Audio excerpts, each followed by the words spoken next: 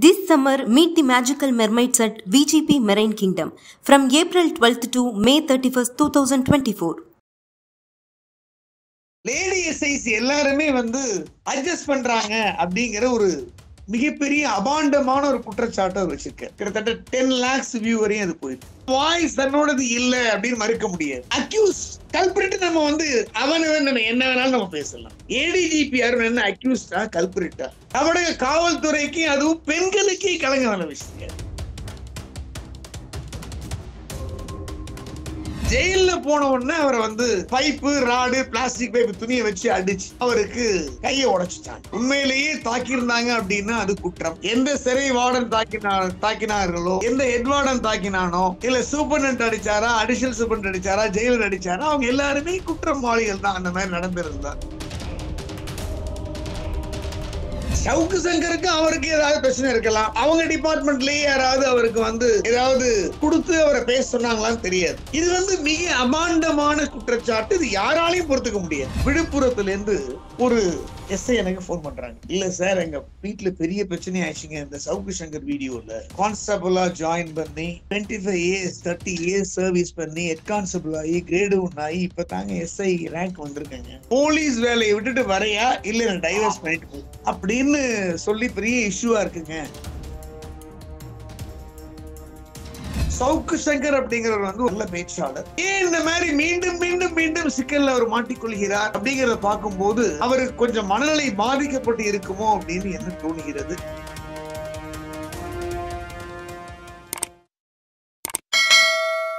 Sir வணக்கம்.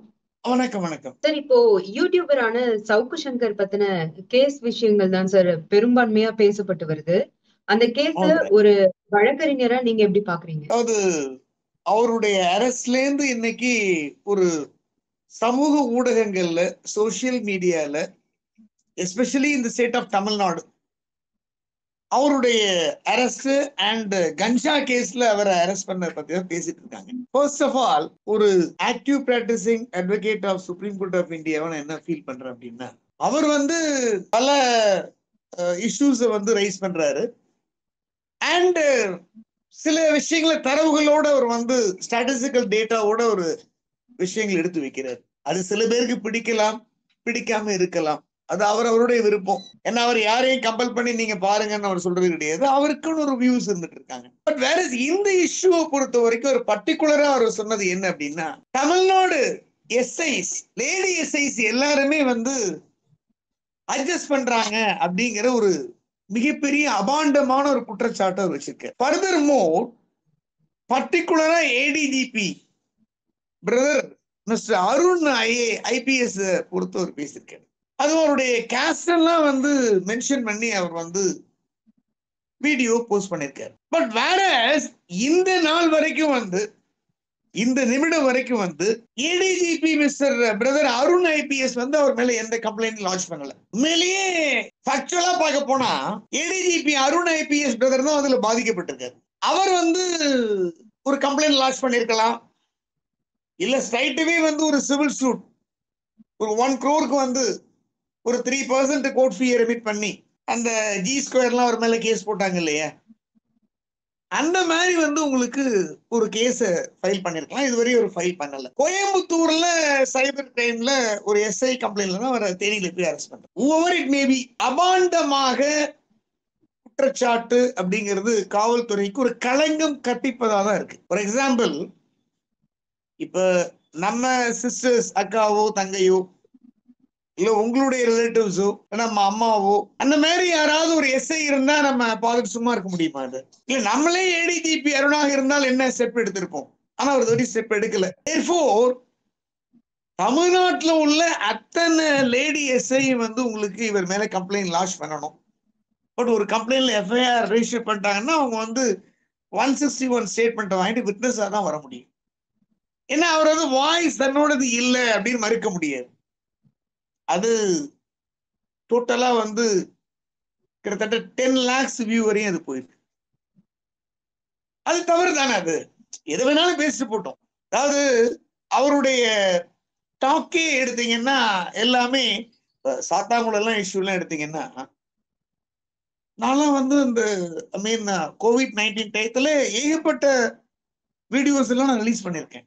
ஆனா accused police வந்து நம்ம அவன் சொல்றது தவறு கிடையாது. கல்பிரிட்ஸ் சொல்லலாம். சாத்தான்குளம் இஷ்யூலாம் பாத்தீங்கன்னா ஆய்வாளர் ஆய்வு போற இடத்துல லத்தியை வச்சு கொலை பண்ணிருக்காரு ஆடியோ வீடியோ போட்டு அக்யூஸ் கல்பிரிட் நம்ம வந்து அவன் என்ன வேணாலும் நம்ம பேசலாம். ஏடிஜிபி யாரும் என்ன அக்யூஸ்டா கல்பிரிட்டா? ஒரு கஷ்டப்பட்ட ஒரு ஃபேமிலில இருந்து வந்து அவர் வந்து உங்களுக்கு அதுக்கப்புறம் ஒரு கல்லூரி படிப்பு பயின்று யூபிஎஸ்சி எக்ஸாம் தயார் பண்ணி பாஸ் பண்ணி ஸ்டேட் கேடர்ல வந்து டிஜிபி லெவல்ல அவர் இருக்காரு. சவுக்கு சங்கருக்கு அவருக்கு ஏதாவது பிரச்சனை இருக்கலாம், இல்லை யார் அவருக்கு வந்து அவங்க டிபார்ட்மெண்ட்லயே யாராவது அவருக்கு வந்து ஏதாவது கொடுத்து அவரை பேச சொன்னாங்களான்னு தெரியாது. இது வந்து மிக அபாண்டமான குற்றச்சாட்டு. இது யாராலையும் பொறுத்துக்க முடியாது. ஏன்னா எங்க துறையை பத்தி பேசினார். மாவட்ட நீதிபதிகள் அலுவலகங்கள்ல வந்து பணிபுரியறவங்கள கண்ணா பண்ணன்னு பேசினார். நான் கூட மென்ஷன் பண்ண போய் கண்டென்ட் எடுங்க. இன்றைக்கு வந்து உங்களுக்கு அவருக்கு திருத்த மாட்டேன்றாருங்க. அவர் என்ன அவருக்கு அப்பீர் ஆகக்கூடிய சீனியர் அட்வொகேட்ஸ் எல்லாம் நமக்கு ரொம்ப க்ளோஸ் ஒன்னு சொல்ல முடியல. இன்றைக்கு நார்த் ஈஸ்ட்ல இருக்கக்கூடிய ஆனரபிள் ஒரு தலைமை நீதிபதி அவரை பத்தி பேசினார். அது வாய்க்கு வந்ததை பேசிட்டு இருக்க கூடாதுங்க. இதுக்கும் வந்து அதாவது ஒண்ணு வச்சுங்க சிஸ்டர், ஹானரபிள் புரட்சி தலைவி ஜெயலலிதா அவர்களால வந்து மகளிர் காவல் நிலையங்கள் ஏற்படுத்தப்பட்டன. விமன் போலீஸ் விங் அப்படின்னு வந்தது.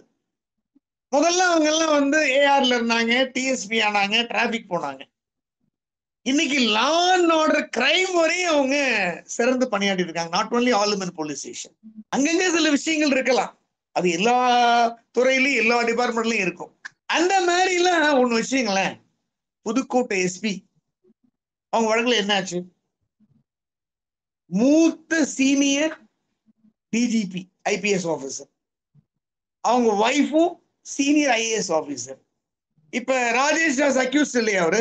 இங்க கூட வந்து ஆனரபிள் மெட்ராஸ் ஹைகோர்ட் ஒரு எக்ஸம்ஷன் கொடுக்க மாட்டேன்ட்டாங்க, சரண்டர் ஆகுங்க அப்புறம் பாத்துக்கலான்ட்டாங்க. இப்ப நம்ம சுப்ரீம் கோர்ட்ல வந்து அந்த கேஸ் ஃபைல் பண்ணிருக்காங்க, about to be heard before 18 வர மாதிரி இருக்கு. விசாகா கமிட்டின்னு எல்லா இடத்துலயுமே இருக்கு. இப்ப இதனால என்ன ஆச்சுன்னா, ஒரு சிம்பிள் விஷயத்த சொல்றேன், கேட்டா நீங்க ஷாக் ஆயிருவீங்க. விழுப்புரத்துல இருந்து ஒரு எஸ்ஐ எனக்கு போன் பண்றாங்க எஸ்டர்டே ஈவினிங். சார் எங்க சார் இருக்கீங்க?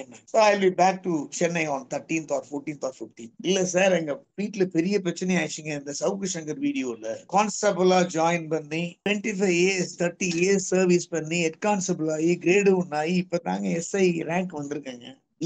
இந்த போஸ்டே வேண்டாம், போலீஸ் வேலையை விட்டுட்டு வரையா இல்ல டைவர்ஸ் பண்ணிட்டு போ அப்படின்னு சொல்லி பெரிய இஷ்யூவா இருக்குங்க. அந்த மாதிரி பல ஹஸ்பண்ட்ஸ். நான் சவுக்கு சங்கர் பேசுறது உண்மைன்னு நினைக்கிறாங்க எல்லாருமே.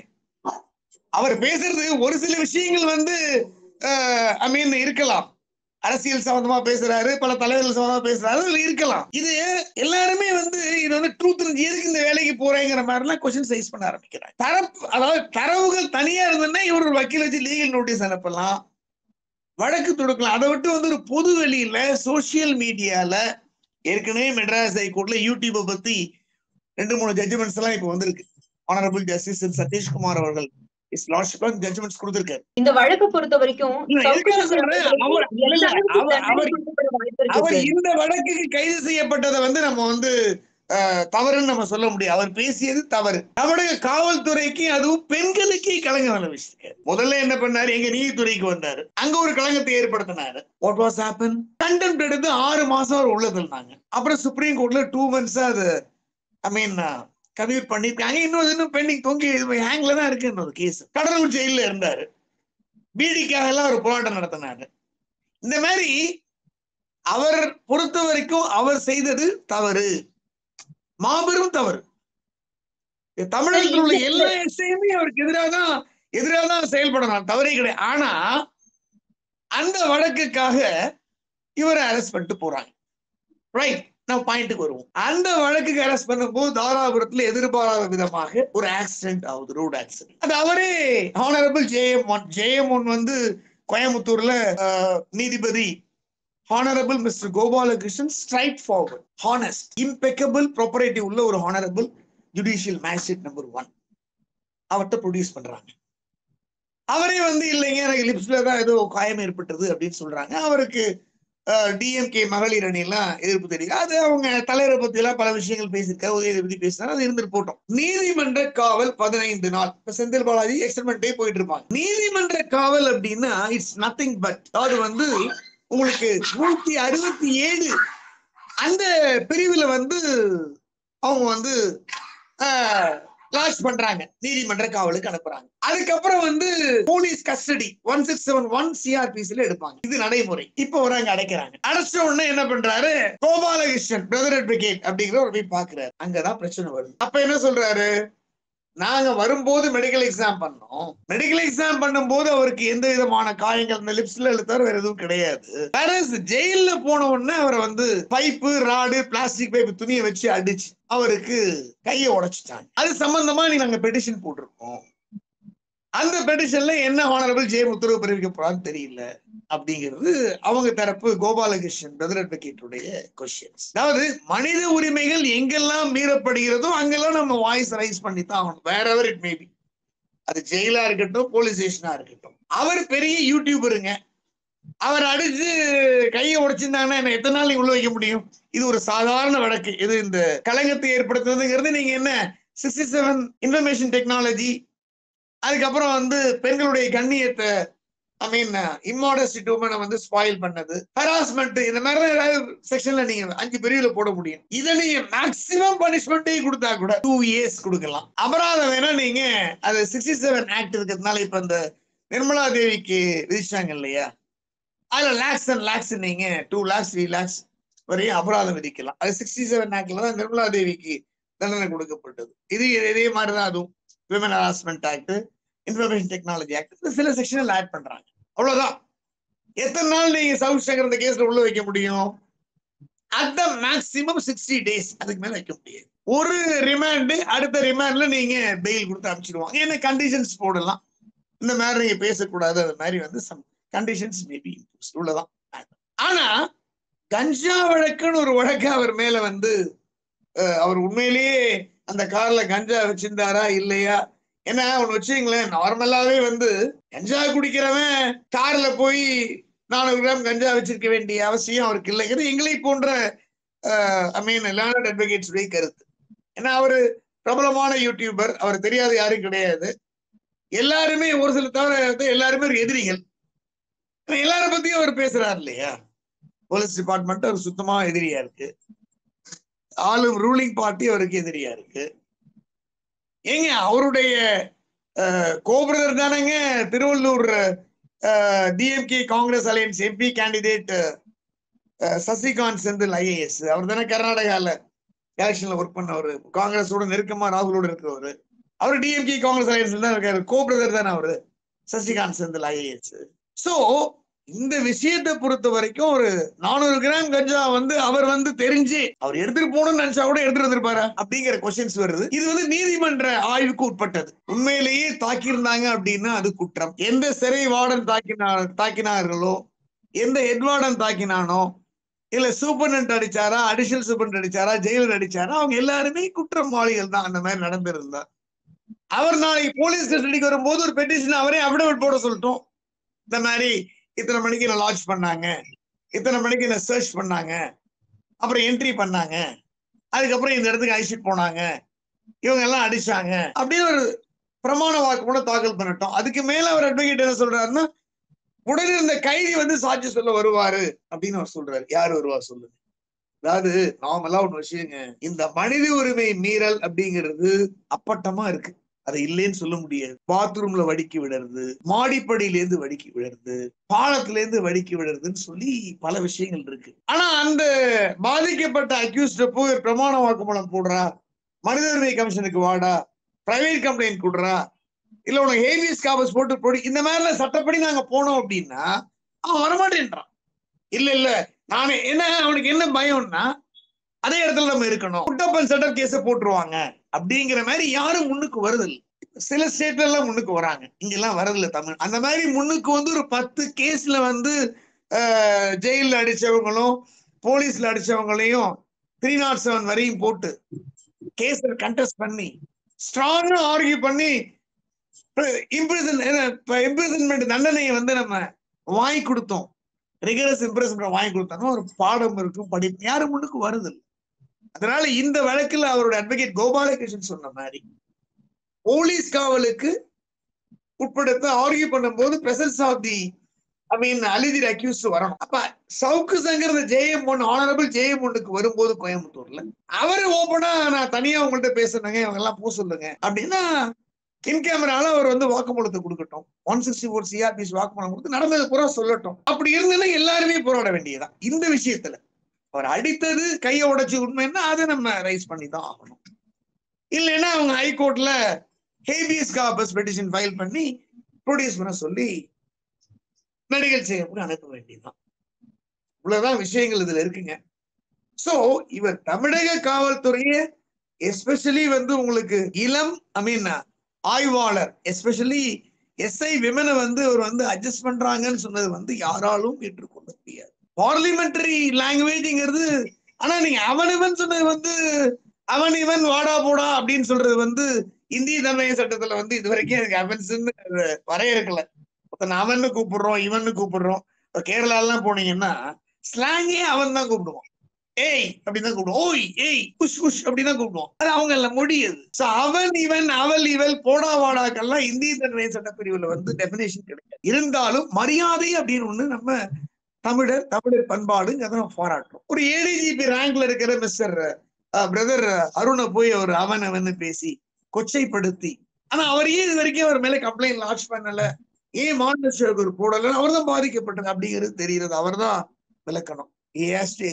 ஏற்கனவே ஒரு கண்டெம்ட் இதே மாதிரிதான் விஷயம், அடுத்தது ஒரு இதே மாதிரி பண்ணிட்டு இருந்தாருன்னா இவர் ஏன் திருந்த மாட்டேன்றாரு. சோ இவருக்கு உண்மையிலேயே ஏதாவது மனநிலை பாதிக்கப்பட்டு இருக்கிறதா அப்படிங்கிற, நல்ல மனிதர் ஏன் இப்படி இருக்காருன்னு தெரியல. ஏன்னா இவரை விட்டுருங்க, இவர் ஒரு யூடியூபர், ஒரு முன்னாள் காவல்துறை அமைச்சு பணியாளர், லீவ் இட். ஆனரபிள் நீதியரசர் மெட்ராஸ்ல கோலோச்சினவர், பல மாவட்டங்களுக்கு நிர்வாக நீதிபதியா இருந்து கொல்கத்தா போன நீதியரசர் கர்ணனே வந்து இந்த மாதிரி விஷயத்த சொன்னார். உடனே அவர் மேல CCTV FIR போட்டு கஷ்டமா இருக்கு. நான் பார்த்து வந்தேன். ஒரு நீதியரசர் சாதாரண தரையில சைதாப்பேட்டை சப்ஜெக்ட்ல COVID-19 பேர்ல அவர் நானு UK மணிமாறன் எல்லாம் போய் பார்த்து பரிதாபமா இருந்தது. அதுக்கப்புறம் பெயிலே கிடைக்கல. அப்புறம் வேற மாதிரி நம்ம ஆர்கியூ எல்லாம் பண்ணிதான் அவருக்கு ரிட்டையர்டு ஹானரபிள் ஜஸ்டிஸ் நீதியரசர் லார்ட்ஷிப் மிஸ்டர் பாரதிதாசன் அவர்கள் பெஞ்சில் தான் அவருக்கு வந்து நினைவு வழங்கப்பட்டது. ஒரு நீதியரசருக்கே இந்த நிலைமை, அது மெட்ராஸ், இந்தியாவிலேயே இந்த மாதிரி நீங்க பாத்துக்க மாட்டீங்க. அப்ப இவருக்கெல்லாம் விட்டுருவாங்களா? இவர் ஸ்ட்ரைட்டாவே இவர் மேல குற்றம் இல்ல, நான் செஞ்சது தவறு கிடையாது, இந்த மாதிரி நடந்தது அப்படின்னா அவர் FIR குவாஷ் பண்ண பெட்டிஷன் ஃபைல் பண்ணலாம். இப்ப பண்ண முடியாதுங்க, ஏன்னா அவசர கால பண்ணல, ஏபிஎஸ் கார்பஸ் தான் நீங்க ஃபைல் பண்ண முடியும். இந்த வெக்கேஷன் ஃபைல் பண்ணி FIR குவாஷ் பண்ண அவர் வந்து ஸ்டெப் எடுக்கலாம். ஒரு பாட்டுல வந்து தமிழக காவல்துறையை சார்ந்த இளம் ஆய்வாளர் பெண் விமன் SIக்கு நம்ம சப்போர்ட்டா தான் இருக்கணும். அதுல எந்த விதமான கருத்தும் கிடையாது. அவர் சொன்ன அந்த களங்கத்தையும் கண்ணியத்தையும் பெண்மையை வந்து இம்மாடஸ்டி பண்ணதையும் நம்ம யாருமே ஒத்துக்கொள்ள முடியாது. பட் அவங்க அலிகேஷன்ஸ் இந்த மாதிரி இருக்கு. இன்னைக்கு JM1 கோர்ட்ல ஒரு பெட்டிஷன் ஃபைல் பண்ண அப்படின்றாரு அவருடைய அட்வொகேட் மிஸ்டர் கோபாலகிருஷ்ணன், சகோதர வழக்கறிஞர்.